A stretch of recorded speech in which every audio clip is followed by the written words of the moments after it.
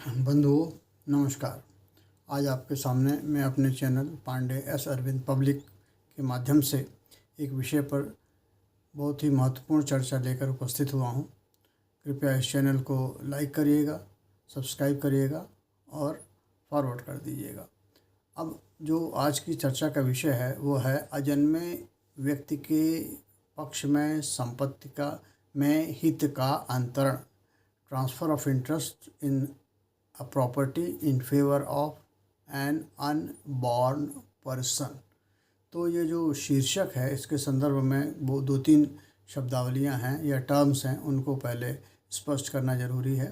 और वो पहली बात क्या है कि इंटरेस्ट, फिर इंटरेस्ट इन द प्रॉपर्टी, फिर तीसरा ट्रांसफ़र और transfer in favour of unborn person. तो क्या हो गया, अनबॉर्न पर्सन एक चीज़ हो गई, अंतरण हो गया, ट्रांसफ़र हित का अंतरण दो चीज़ हो गई, और फिर प्रॉपर्टी में हित का अंतरण, ये तीन चीज़ हो गई। तो इन तीनों पर हम लोग विशेष चर्चा करेंगे। तो सबसे पहले प्रॉपर्टी, जब हम लोग वर्ड यूज करते हैं संपत्ति, तो संपत्ति विधि के संदर्भों में चल, अचल और चल संपत्ति में धन समाहित है। तो या हम ऐसे कह सकते हैं चल, अचल संपत्ति और धन, या अथवा तीनों ही मिला करके हम संपत्ति के रूप में मानते हैं विधिक संदर्भों में। अब रह गई बात यह है कि कैसे कोई व्यक्ति किसी संपत्ति में हित का अंतरण कर सकता है या संपत्ति को एज सच अंतरित कर सकता है। तो वह व्यक्ति जो किसी भी संपत्ति का एकल स्वामी है और उसे उस संपत्ति को अंतरण करने का अधिकार है, या जिस सीमा तक उसके हित उस संपत्ति में निहित हैं, उस सीमा तक वह उस हित को उस संपत्ति में किसी भी व्यक्ति को अंतरित कर सकता है। तो पहली बात हो गई संपत्ति। संपत्ति चल, अचल और धन हो सकता है।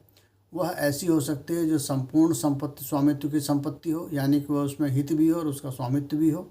और दूसरा क्या है कि वह व्यक्ति ऐसा हो जो अंतरण करने की क्षमता रखता हो और संपत्ति अंतरणीय हो। तो कौन कौन सी संपत्ति अंतरणीय है, ये ट्रांसफ़र ऑफ प्रॉपर्टी एक्ट में दिया गया है, या सेल ऑफ गुड्स एक्ट में दिया गया है। यह किसी विधि विशेष के संदर्भ में भी देखा जाता है कि कब कोई संपत्ति अंतरित नहीं की जा सकती। यह किसी विधि विशेष के संदर्भ में भी कहा जाता है कि कब कोई व्यक्ति किसी अन्य व्यक्ति को संपत्ति अंतरित नहीं कर सकता। तो बहुत अन्य विधियाँ हैं, उनके सापेक्ष इस अधिकार का प्रयोग किया जाता है। तो अब आती है बात कि संपत्ति को अंतरित करना है। तो कोई भी व्यक्ति जो किसी भी संपत्ति का एकल स्वामी है या वह संयुक्त स्वामी है, यदि वह एकल स्वामी है और वह उसकी स्व अर्जित संपत्ति है, तो वह उस संपत्ति का चाहे जैसा भी व्ययन करे, व्यय मतलब ट्रांसफ़र करे, उसका उपयोग करे, उसका उपभोग करे, उसका अंतरण करे, उसका छोटे छोटे हिस्सों में तोड़े और उसको जिस तरीके से चाहे उस तरीके से वह प्रयोग करे, बशर्ते ऐसे प्रयोग विधि सम्मत हों, विधि विरुद्ध ना हो। तो एक बात ये निकल के आई। दूसरी बात ये निकल के आई कि क्या कोई व्यक्ति ऐसी संपत्ति में जिसमें कि वह संयुक्त स्वामी है या वह उसका एक हिस्सेदार है, तो वह उस संपत्ति को या उस संपत्ति में हित को अंतरित कर सकता है। तो एक थंब रूल ये है, ये नियम है कि कोई भी व्यक्ति किसी भी संपत्ति में अपने हित की सीमा तक ही उस संपत्ति को या संपत्ति में हित को अंतरित कर सकता है, क्योंकि एक नियम है विधि का कि नीमो डेट क्वाड नॉन हैबिट, no one can transfer a better title than he himself has. अब यहाँ पर बात आती है संपत्तियाँ कितनी प्रकार की होती हैं। तो उसमें हो गई आपकी स्व अर्जित संपत्ति, माने आप जो अपने श्रम से, अपने परिश्रम से, अपने कौशल से, अपने धनार्जन के माध्यम से जो आपने संपत्ति इकट्ठा की, बनाई, वो आपकी स्व अर्जित संपत्ति है। यदि कोई ऐसी संपत्ति जो आपकी पैतृक संपत्ति है, उस पैतृक संपत्ति में आपका जो हित है, आपका जो अंश है, यदि वह डिवॉल्व हो गया, यानी कि वह न्यायगत हो गया, न्यागत हो गया, लॉ ऑफ सक्सेशन के अंतर्गत या लॉ ऑफ इनहेरिटेंस के अंतर्गत या वसीयत से कहा गया है, तो वह वसीयत के कार्यान्वयन किए जाने के पश्चात विधि के माध्यम से वह आपके पक्ष में हित आ गया, तो वह आपकी स्व अर्जित संपत्ति का भाग बन जाता है और फिर वह स्व अर्जित संपत्ति हो जाती है। तो कहने का अर्थ ये हो गया, संपत्तियां या तो स्व अर्जित होंगी या आपको इनहेरिटेंस में, उत्तराधिकार में प्राप्त होंगी। जो आपकी पैतृक संपत्तियों में आपका हिस्सा होगा वह सब मिलकर के स्व अर्जित संपत्ति का भाग बना लेती हैं। अब आती है बात उसको अंतरण करने की। अंतरण हम किसे करेंगे? तो भूमि, भवन और चल संपत्तियां और धन है। तो भूमि किसे कहेंगे? तो ट्रांसफर प्रॉपर्टी एक्ट में भूमि को कहा गया है कि लैंड का मतलब होता है भूमि, जो हम लोग सामान, and the benefit arising out of the land, और भूमि से उपार्जित लाभ। फिर क्या कहते हैं, उसमें अवस्थित हित, ये सभी चीज़ें भूमि कहलाती हैं। लेकिन भूमि पर उगने वाली घासें, उसमें उगने वाले टिम्बर मानी इमारती लकड़ी और उगने वाली अनाज की फसलें, यह भूमि में नहीं आती। और भूमि से आबद्ध और कोई भी चीज़ जो भूमि का भाग बन गई है स्थायी रूप से, जब तक वह भूमि से संलग्न है, वह भी भूमि मानी जाती है। तो यह भूमि की परिभाषा हो गई। अब हम लोग बात करते हैं कि किस प्रकार से हम अपनी संपत्ति का अंतरण कर सकते हैं, modes of transfer of property. तो modes of transfer of property में हम पहली संपत्ति को 2 वर्गों में विभाजित करेंगे, और वह हो जाती है चल संपत्ति और अचल संपत्ति। तो सामान्य सिद्धांतों के अंतर्गत, सामान्य विधि सिद्धांतों के अंतर्गत जो उन्हें नियंत्रित करती हैं, वो संपत्तियां जो भूमि अथवा स्थायी संपत्ति के रूप में आती हैं, उनके अंतरण के विषय में प्रावधान जो हैं वो ट्रांसफ़र ऑफ प्रॉपर्टी, संपत्ति अंतरण अधिनियम 1882 में वर्णित किए गए हैं। और उसमें यह बताया गया है कि क्या ट्रांसफ़र किया जा सकता है, कौन ट्रांसफ़र कर सकता है, transferability, and as to who can be a transferor. तो अंतरण करने वाले को कहते हैं ट्रांसफेरर, जिसे अंतरित किया जाता है वह होता है ट्रांसफेरी। अब मोड्स ऑफ ट्रांसफ़र में क्या हो सकता है? उसमें हो सकता है आपका सेल हो सकता है, विक्रय हो सकता है, उसमें विनिमय एक्सचेंज हो सकता है, उसमें आपका मॉर्गेज हो सकता है, बंधक हो सकता है, उसमें आपका लीज़ होती है, पट्टा हो सकते हैं, टेनेंसीज होते हैं, लीज़ हो सकती है, उसमें लाइसेंस हो सकती है। तो ये कई तरीके हैं जिसकी तरह से संपत्ति को हम एक आदमी के हाथ से दूसरे आदमी के हाथ में हम देते हैं। अब ये बात हो गई चल संपत्तियों के संदर्भ में। तो चल संपत्तियों के संदर्भ में सेल ऑफ गुड्स एक्ट 1930 के अंतर्गत प्रावधान किए गए हैं कि अचल संपत्तियाँ किस प्रकार से विक्रय होती हैं। तो उसमें वहाँ पर सेल आता है, वहाँ पर बेलमेंट आता है, वहाँ पर प्लेज आता है, वहाँ पर हाइपोथिकेशन आता है। तो इस तरह की चीज़ें हैं जो कि चल संपत्तियों के संदर्भ में है। अब ये हो गया। अब यहाँ पर बात आती है, जो संपत्ति का स्वामी है उसके पास अधिकार है, जिस सीमा तक अधिकार है उस सीमा तक वो अंतरण कर सकता है। लेकिन अंतरिती कौन होगा? Person to whom it may be transferred. तो पहली बात, फर्स्ट एंड फॉरमोस्ट, जो ट्रांसफरर है उसकी कैपेसिटी क्या है? तो उसके कारण he must be the owner of that property. Second, he must be having the possession of that property, or he may not be, but he should be an owner and authority to transfer that property। एक चीज़।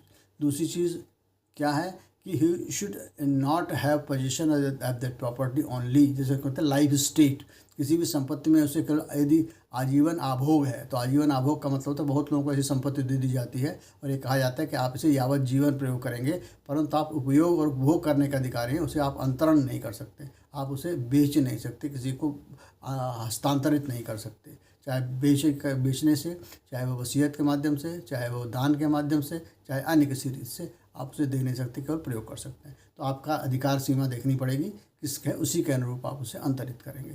तो ये भी एक बात हो गई।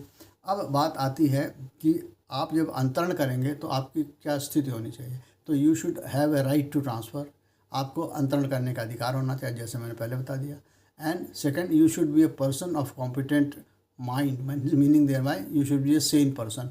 आपको अपने हितों का बारे में यह निर्णय लेने की क्षमता, मानसिक क्षमता होनी चाहिए कि जो मैं कर रहा हूँ वो मेरे हितों के प्रतिकूल है या संकुल है, मेरे लिए लाभदायक है या मेरे लिए हानिकारक है। तो यानी कहने पर you should be a man of A sound mind, आपका दिमाग सही होना चाहिए, स्वस्थ चित्त व्यक्ति आप होने चाहिए।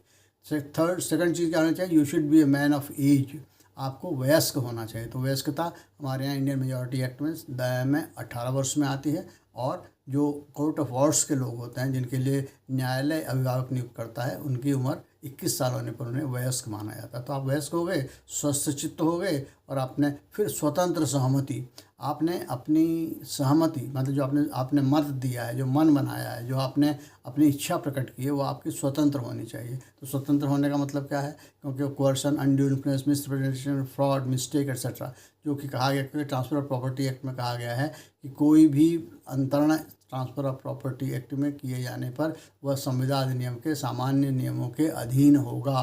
तो सामान्य नियम संविदा अधिनियम में दिए गए हैं, कब सहमति होती है, कब सहमति स्वतंत्र होती है, कब करार शून्य होता है, कब शून्य करणीय होता है, ये सब चीज़ें वहाँ थी। तो जब इस बिंदु पर कोई विवाद होगा तो इंडियन कॉन्ट्रैक्ट एक्ट 1872 के प्रावधान क्रॉस रेफर किए जाएंगे और वहाँ से इस अंतरण की वैधता को परखा जाएगा। तो अब ये बात हो गई। अब तीसरी बात आती है, या जो नेक्स्ट बात आती है वो ये बात आती है कि जो व्यक्ति अंतरण में संपत्ति को पाने वाला है वह क्या अस्तित्व में होना चाहिए।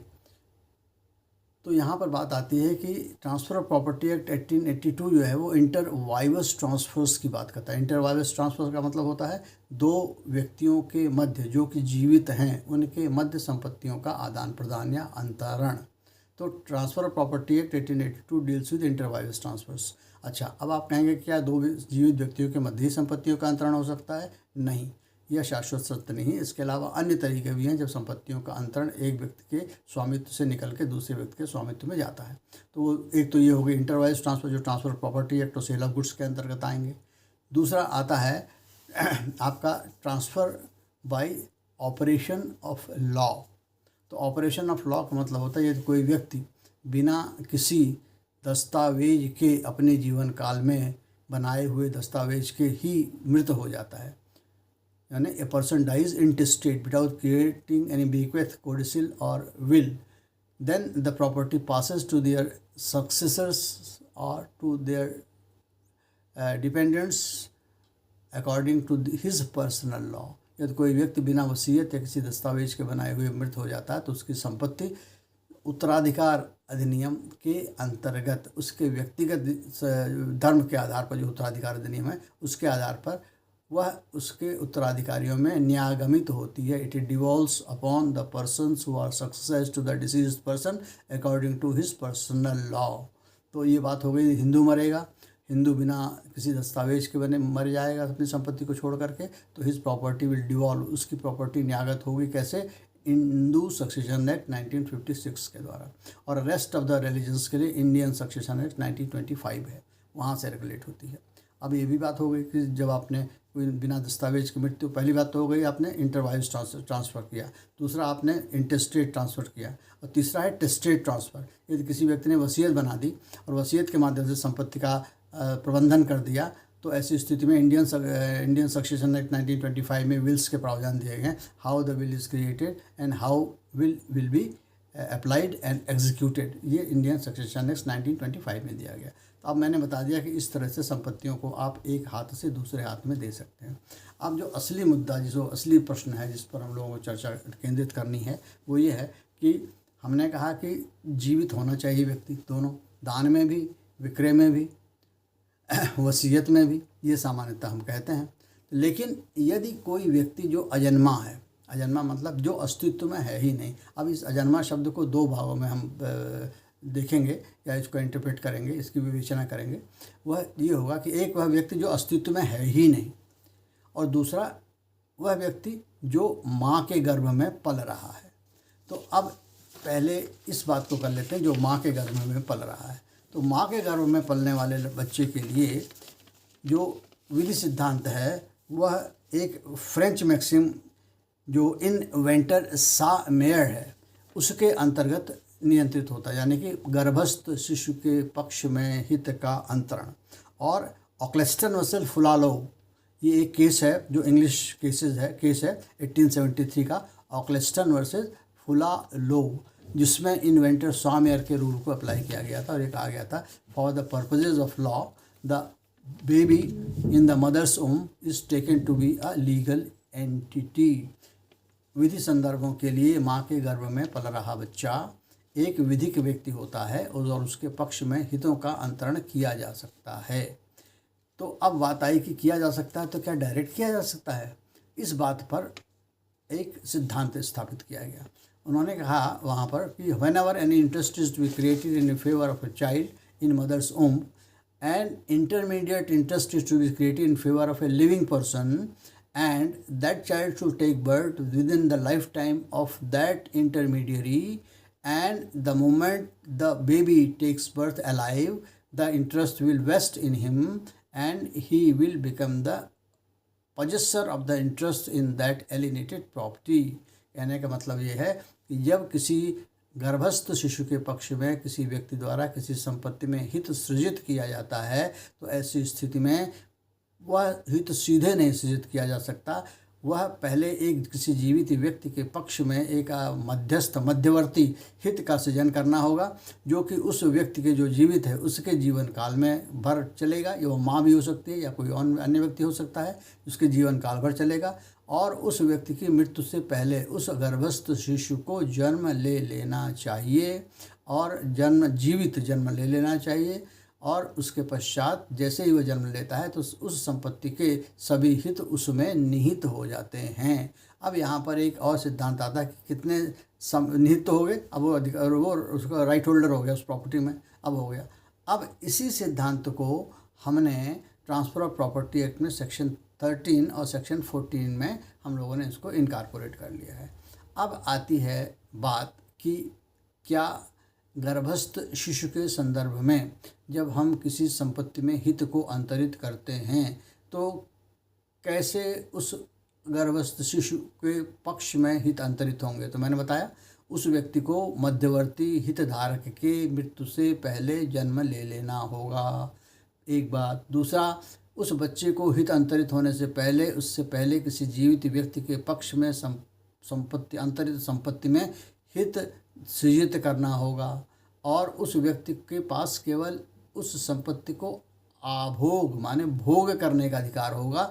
ही will be entitled to have a life interest in the property given to him as a trustee. वो एक ट्रस्टी होता है, न्यासी की तरह होता है संपत्ति। And he retains the property for the unborn person so long that unborn person does not take birth, he retains the property. And the moment the unborn person takes birth alive, the interest in the property is vested in the baby which takes birth alive।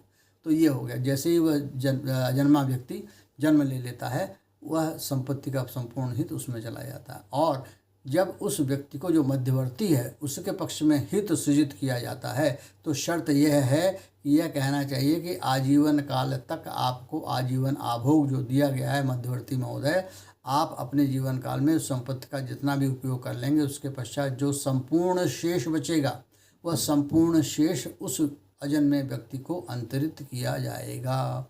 Meaning thereby the whole reminder of the interest which is unused in the property transfer to the intermediary is to be ultimately transfer to the unborn person. ये एक condition president है जिसको हम लोग एक इस फार्मूले के अंतर्गत अपनाते हैं और फिर अजन्मे व्यक्ति के पक्ष में हम कर देते हैं। अब बात आती है कि क्या वह व्यक्ति जो गर्भ में है, बच्चा जो गर्भ में है, उसे कितने दिन के अंदर जन्म ले लेना चाहिए उस व्यक्ति के जो कि इंटरमीडियरी है उसकी के मृत्यु के पश्चात या जीवन काल में।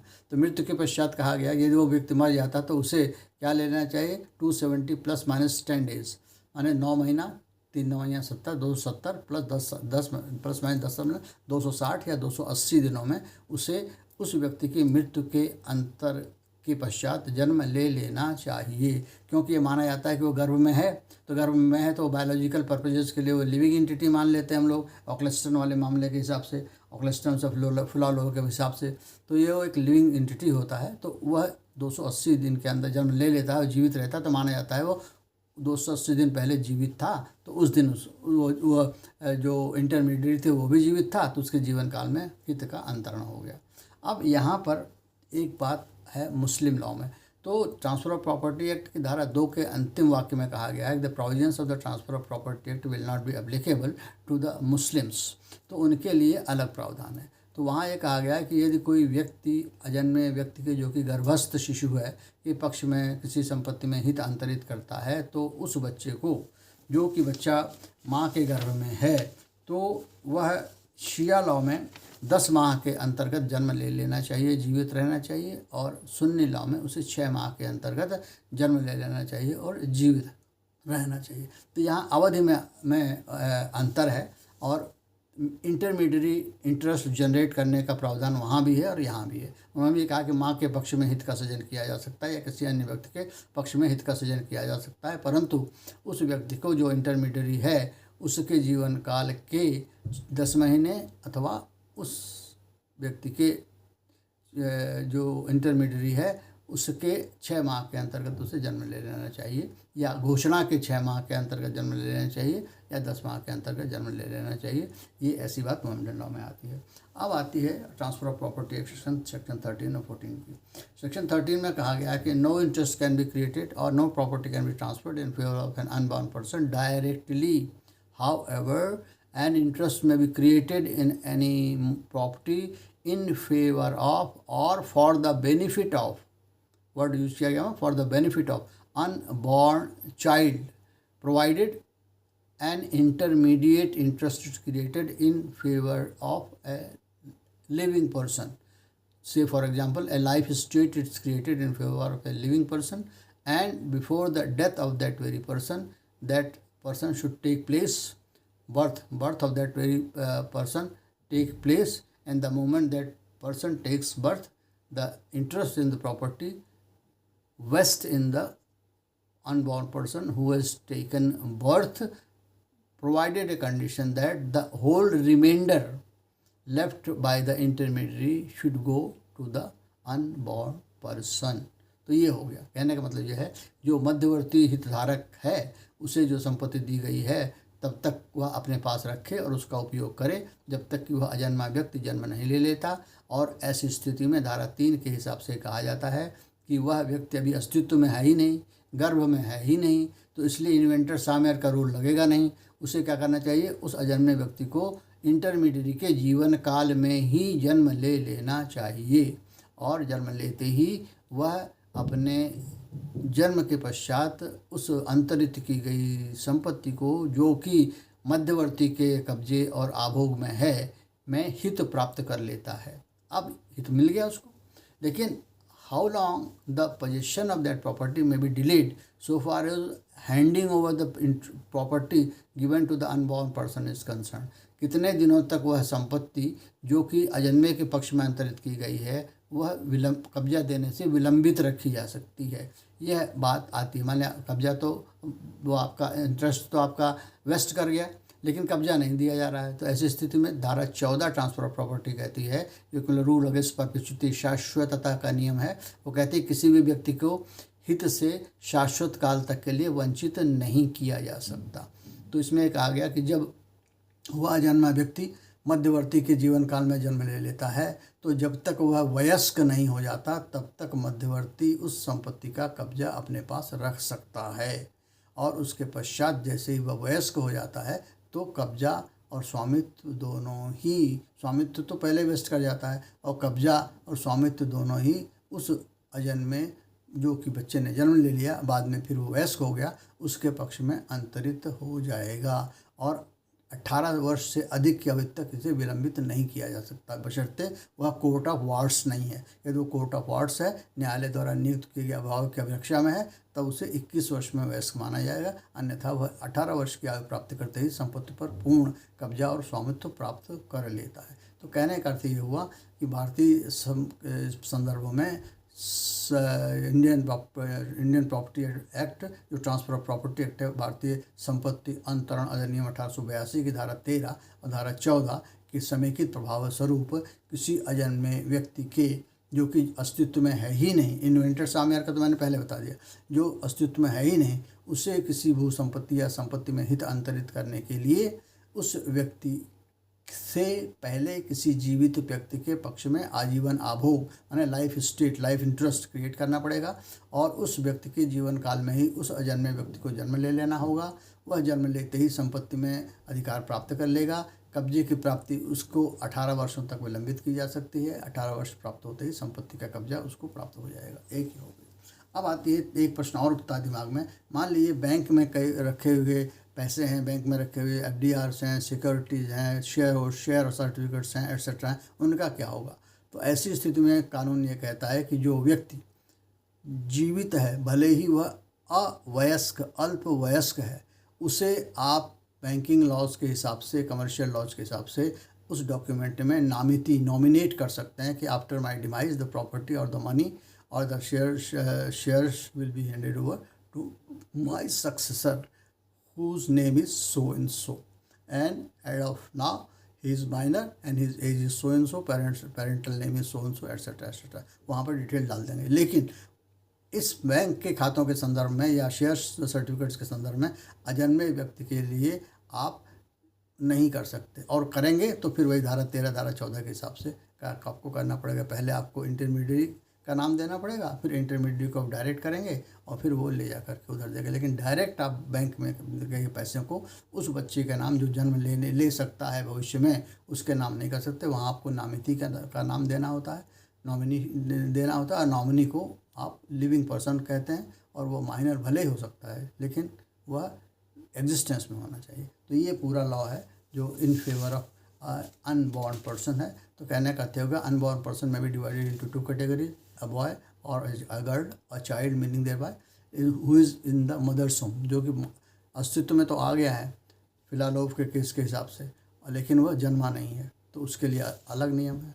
और जो अभी जन्म में अस्तित्व में है ही नहीं, मान लीजिए ये नियम होता है कि मैं अपने लड़के के अपने बेटे के बेटे को यह संपत्ति देता हूँ, तो बेटे की भी शादी नहीं हुई, तो ऐसी स्थिति में बेटे का बेटे की कहाँ से बात आ सकती है। तो आप सबसे पहले कहेंगे मैं अपने बेटे के पक्ष में आजीवन आभोग सृजित करता हूँ, I am creating a life state in favour of my son, thereafter the reminder in the given property will go to my grandson which will take birth in future.